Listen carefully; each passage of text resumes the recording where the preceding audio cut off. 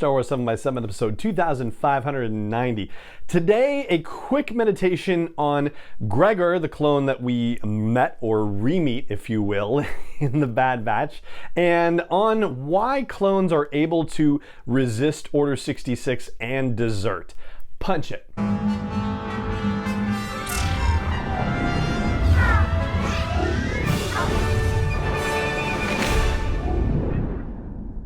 Hey Rebel Rouser, I'm Alan Voivod and this is Star Wars 7x7, your daily dose of Star Wars joy, and thank you so much for joining me for it. So, in wondering why it is that Gregor, who we meet in War Mantle, which is episode 14 of the Bad Batch, why he was able to have the wherewithal to desert from the Empire and from this new, whole elite War Mantle regimen, right? I got to digging into Gregor's history and I was surprised to discover that he only appeared in one episode of the Clone Wars. It was called Missing in Action and was from the 5th season, where he was part of a battle. Well, here, I'll just read the databank entry on StarWars.com for you and we'll go from there. Gregor was an elite clone commando thought lost at the grueling Battle of Sarish. He survived a shuttle crash that left him stranded on the distant world of Abafar, stripped of memory and identity. He was found and rehabilitated by somebody called Mr. Borkus, an unscrupulous diner owner from the dusty town of Pons Ora. When Republic agents of D Squad, that's a droid squad, that's a whole other situation apparently, when they discovered Gregor, they rekindled his memories of duty, service, and honor, and the commando reclaimed his armor and fought to a spectacular finish to ensure D Squad carried out its crucial mission. And that spectacular finish involved him being surrounded, I believe, by a bunch of separatist battle droids and blowing up a shipment of Rhydonium in order to allow D Squad to make good their escape. And he apparently survived this. There's indication on Wikipedia that he may have suffered some kind of brain damage as a result and may be prone to bouts of mini insanity or something like that. I don't recall that from having watched Star Wars Rebels, but I guess maybe I need to re-watch that, because Star Wars Rebels is, of course, his next appearance in terms of us living chronologically in the quote-unquote real world, right? So yeah, that's when he's hanging out with Rex and Wolf and Selos, I think is the name of the planet that they're on.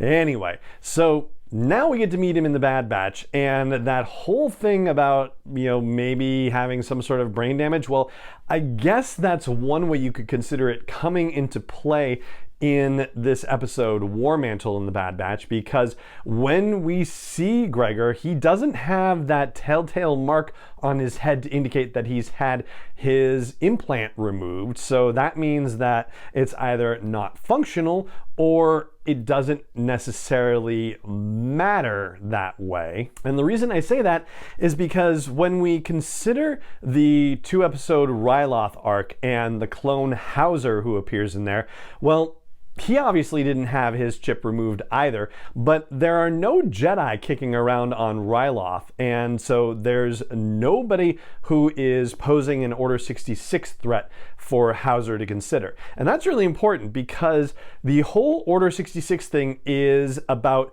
the Jedi being traitors to the Republic and the clones getting the order to kill any Jedi that are out there. Well, if there are no Jedi kicking around, then there's nothing else for the clones to do except do what they're being told in their current military situation, and then deciding whether or not they actually want to have anything to do with that. And that idea is supported by what happened with Wrecker during this first season, because when they're on Braca and they're about to extract the chip from Wrecker, it's a conversation that's happening in earshot of him about when Order 66 was triggered and the fact that the clones of Clone Force 99 were not able to rescue the Jedi General, but they were able to help a Padawan escape.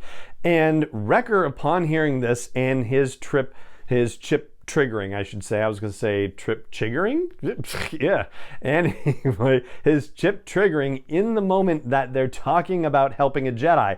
And that's when he goes, "You're in direct violation of Order 66. So it's Jedi specific. So you could kind of consider potentially Wrecker and Gregor as sort of opposite cases, where Wrecker, as a genetically enhanced differentiated clone, he normally overrode his chip, but then too many head injuries actually triggered the chip. Whereas with Gregor, he was a regular clone, a reg, as the Bad Batch calls them, and may have had too many head injuries and it may have damaged his chip so it doesn't work. Or alternatively, it could be just like, we talked about with the idea that Order 66 is only about the Jedi, and bereft of that situation, clones are able to make their own decisions, which is essentially what Hauser does when he says this is all wrong and tries to tell his clone brothers to lay down their arms on Ryloth, and some of them actually do. And I guess you could say that this opens up the possibility of a way forward, a potential continuing storyline within the Bad Batch, which is the possibility of other clones being rescued from their fate, other clones being taken from their situations and having their chips removed and being able to live normal lives, as it were, free from the Empire and as normal citizens, or, on the run from the Empire, or even working to fight against the Empire. Yeah, that's certainly a possibility as well. So there you go. That's what I've got for you about Gregor and Hauser and the clones and Order 66 and their inhibitor chips and how that all might play together. Now, of course, there is a new episode of The Bad Batch that's out today, so who knows? We may find out more about Gregor actually as a result of that episode. I haven't seen it yet, so we'll see. And we'll actually talk about that episode very, very soon. But for now, that's going to do it for today's episode of the podcast. It just remains for me to say thank you so much for joining me for it, as always, and may the Force be with you wherever in the world you may be. Star Wars 7x7 is not endorsed or sponsored yet by Lucasfilm Limited, Disney, or 20th Century Fox, and is intended for entertainment and information purposes only. Star Wars, the Star Wars logo, all names and pictures of Star Wars characters, vehicles, and any other Star Wars-related items are registered trademarks and/or copyrights of Lucasfilm Limited, or their respective trademark and copyright holders. May the Force be with them. All original content is copyright 2021 by Star Wars 7x7. We hope you love it.